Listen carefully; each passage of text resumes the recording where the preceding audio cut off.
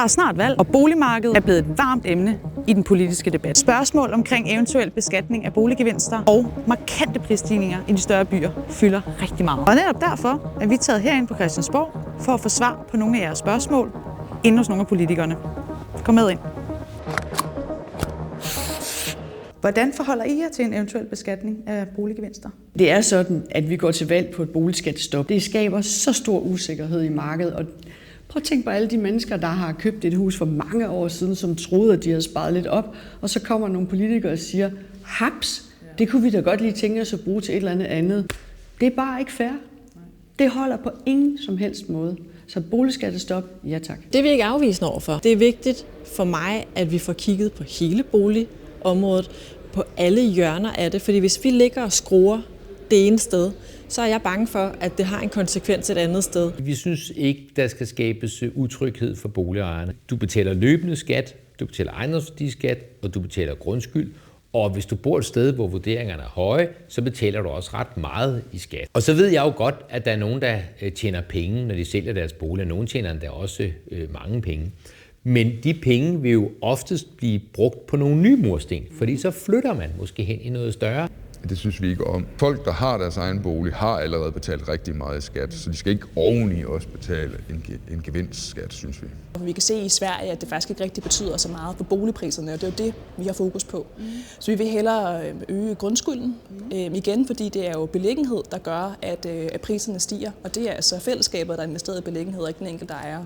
Så hvis grundskylden stiger, og skatten på arbejde i stedet falder, så har vi et mere fair boligmarked. Jeg kan sige det klart, at Borgens Parti kommer ikke til at lægge stemmer til at hæve boligskatten på nogen som helst måde. Skal alle så ind og have vurderet deres hus, og hvad er det for nogle forbedringer? Og det vil sige, at det så kommende friværdier, der skal beskattes i samme hus, og det er en rodebutik, det der. Det er kompliceret. Det tager tid. Principielt synes jeg, det er rigtigt. Det vi har brug for her nu, det er en formueskat. Og det er simpelthen fordi, at vores samfund er ved at blive drevet skævt af, at man kan tjene så meget på at eje. Og det, der egentlig skal gøre, at man kan blive rig, det er, at man arbejder. Hvad er jeres konkrete plan for at gøre det lettere for førstegangskøbere at komme ind på boligmarkedet i de større byer? Jamen noget af det, vi gerne vil, det er at afskaffe tinglysafgiften. De fleste vej ind, det er jo at starte med at købe noget, der ikke er så stort, og så veksler man til noget, der er lidt større og lidt større igen, og rykker måske tættere og tættere på der, hvor man egentlig helst vil bo. Det er den måde, de fleste kommer ind. Jamen det helt store problem, det er jo, at de store byer i særdeleshed her i København jo har bygget alt for lidt. Når man skal have nogle boliglån i dag, så er man jo under nogle meget restriktive krav fra Erhvervsministeriets side af. Og der er det i hvert fald helt sikkert, at hvis det var os, der skulle bestemme det hele, så vil vi gerne gå ind og lempe på nogle af dem. Når jeg ser på boligmarkedet, særligt i København og i de store byer, så ser jeg en generationel ulighed. Så vi er nødt til at få bygget flere boliger. Der er en plan om at få etableret de her 40.000 nye boliger. I Radikale Venstre synes vi, at man skal lægge 10.000 oveni, sådan så vi får et større udbud, og dermed også gøre det nemmere for førstegangskøbere at komme ind på boligmarkedet. Vi vil gerne give unge mennesker mulighed for at have sådan noget, der hedder en livskonto. Og det vil sige, at deres forældre, bedsteforældre eller virksomheder kan sætte penge ind på en konto lige siden de bliver født, og så kan den stå og forrentes i et C25-indeks, som de så kan trække ud, når de gerne vil ind på boligmarkedet, eller bruge til nogle andre ting igennem livet, og så trække dem ud skattefrit. Der er en ting, man skal gøre ret hurtigt, og det er at gøre det lettere for førstegangskøbere at låne. Og hvis man bare gør det af sig selv, så sætter det sig jo i højere priser. Så man skal også samtidig sige, at nogle af dem, der har været på markedet i længere tid, at de får lidt sværere ved at låne, eller det i hvert fald bliver lidt dyrere at låne. Vi har foreslået, at man ændrer på boligstøtten. Hvis man bor i et bofællesskab, hvis man bor flere sammen, så må man også kunne få boligstøtte. Det ved jeg godt, det er ikke førstegangskøbere, men det er jo mange, der kommer ind i en bolig for første gang, der kan gøre det i et fællesskab i stedet. Det er jo fordi, der ikke er blevet bygget nok i fortiden. Selvom der var nogen, der måske gerne ville tilbyde villaejerne en stor sum penge for at sælge deres villa, for at der til gengæld kunne bygges noget etagebyggeri, så forhindrer kommunens lokalplaner det. Alternativets plan for at gøre det nemmere for førstegangskøbere at komme ind på boligmarkedet, det er jo ved at få boligpriserne ned. Den bedste måde at få boligpriserne ned på, det er ved at øge boligbeskatningen, så beskatningen i højere grad afspejler, at det er fællesskabet, der investerer i beliggenhed, og dermed også er årsag til, at priserne stiger. Hvad vil I konkret gøre for at styrke boligmarkedet i yderområderne? Bygge mere omkring byerne. Det er noget af det vigtigste. Også at bygge noget, der er billigt. Så er man nødt til at sige, at de store boliggevinster, de skal beskattes. Man skal ikke kunne blive voldsomt rig på bare at have et sted at bo. Det, man skal kunne blive voldsomt rig på, det er at arbejde. Og så skal vi understøtte boligerne i landdistrikterne. Vi har foreslået, at man kan få et tilskud, hvis man bor i en bolig, som man ikke kan sælge. Den understøtning, vi skal have i de mere tyndt befolkede områder, det er, at der også er nogle gode jobs, man kan få, så man har lyst til at flytte derhen. Jeg vil rigtig gerne sørge for, at det er det frie marked, der etablerer det, og hvis jeg er med til at skabe bedre vilkår for at drive en virksomhed, så opstår de også. Fordi i det øjeblik, at der er flere, der vil bosætte sig i nærheden af en virksomhed, det gør jo også, at der så kommer skoler, at der er de udbud, man gerne vil have. Meget af det handler jo om at gøre det mere attraktivt at bo i yderområderne, og det kræver, at der er arbejdspladser, det kræver, at der er mulighed for at studere, fordi hvis ikke der er nogen, der vil købe et hus, der er sat til salg, jamen så er prisen på det hus jo heller ikke særlig høj. Igen, det er udbud og efterspørgsel. Alternativet vil gerne arbejde for, at yderområderne også er attraktive at bo i, og man ikke har lyst til at flytte væk. Og det kræver, at kommunerne har økonomi og tryghed til at kunne drive de lokale folkeskoler eksempelvis, at der er arbejdspladser at arbejde på, og der er busruter, man kan regne med kommer til tiden. Så det er sådan noget med at sørge for, at velfærdssamfundet også virker i yderområderne, og det er vores fokus. Det jeg går op i, det er, at der er muligheder for folk derude. Og så tror jeg, at vi skal kigge på, hvordan de kan låne ned i deres huse. Ikke? Altså, hvor mange nu i dag bliver tvunget til at belåne deres huse rigtig meget, fordi at de siger, jamen vi oplever jo, at lige pludselig, hvis jeg bliver 55, 60 eller videre, så kan jeg ikke få lov til at bruge at leve min mursten og leve min friværdi. Hvis du er i landzone, så er der en masse restriktioner på, hvad man må gøre. Det, der engang har været en landbrugsejendom, for eksempel, kan ikke pludselig blive lavet om til et hotel eller en industrivirksomhed.